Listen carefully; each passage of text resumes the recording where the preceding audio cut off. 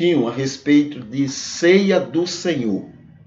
Vamos ver aqui o que é que hoje a gente pode mencionar sobre isso. Aqui tem assim, ó, não é uma questão de opção, mas de obediência. Então tá, considerações sobre a ceia do Senhor. A ceia enfatiza a encarnação e a morte vicária de Jesus. É isso que a ceia enfatiza. Segundo, o pão relembra a vinda de Jesus ao mundo. Ele aceitou a determinação do plano da graça, né? O melhor plano que Deus estabeleceu, encontrou e estabeleceu para salvar o maior número possível de pessoas, respeitando a nossa individualidade. Deus não obriga ninguém a nada, tá bom? Então, respeitando isso, por que não obriga? Porque ele nos fez a sua imagem e semelhança. E isso inclui respeitar a nossa vontade, o que eu quero, ele respeita, né? Então, respeitando isso, ele fez um plano de salvação e ele aceitou esse plano em ter que vir ao mundo, encarnar-se, tornar-se homem, né? Para então estar entre nós. Ele aceitou isso. A ceia lembra isto, tá? Terceiro, o vinho relembra a morte dele pelos arrependidos. Ele aceitou as consequências da sua vinda. Então, o vinho por exemplo, eu sou ser humano, Deus respeita as minhas vontades, porque eu fui criado à imagem e semelhança. O Espírito dele me convence do pecado, me convence que eu sou um pecador.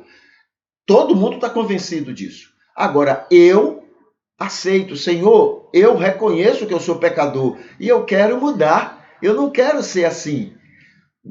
De alguma forma que eu passar isso para ele, então agora eu estou dando permissão para ele trabalhar no meu coração e minha alma. Por causa dessa permissão, então a graça atua, é o plano, o Espírito de Deus vem e me converte, porque eu permiti, porque eu queria. E a partir dessa conversão, né, então vem todo o processo de salvação e de santificação na minha vida, tá? E isso a ceia me lembra. O vinho lembra que ele morreu na cruz para perdoar os pecados meus, todos os pecados. E a partir daí, ele fazer todas essas mudanças na minha vida. 4. Vinda e morte aceitas por amor a todas as pessoas. Ele fez isso não por um grupo, mas ele fez isso pelo mundo inteiro.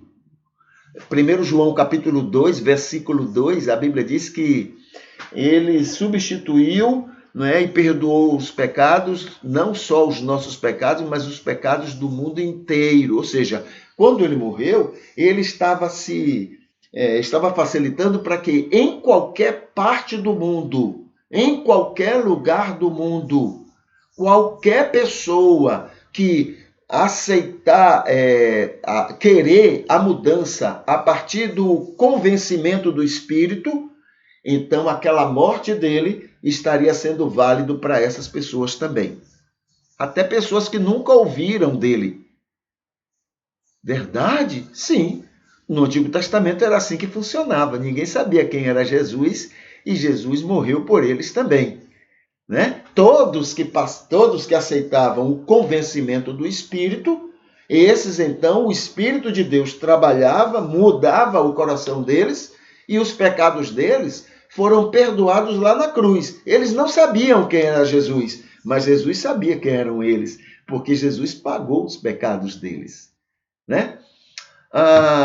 E aqui no quinto lugar, a ceia simboliza certeza de perdão e salvação. Deus não faz nada pela metade, nem nada imperfeito. Se ele, lá na cruz, perdoou todos os meus pecados, então é porque ele, lá na cruz, perdoou todos os meus pecados. Tá bom? Ok, ceia, aí está aqui assim, observação. Ceia não é o dia, não é o ritual, não é o pão, não é o vinho, não é a sua presença na ceia.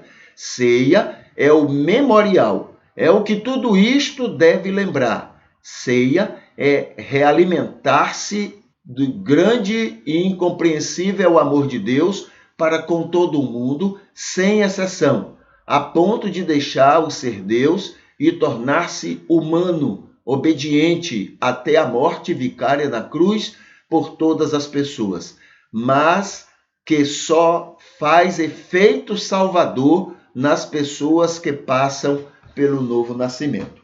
Tá bom? Então, isso é o que a gente pode lembrar hoje a respeito da ceia do Senhor.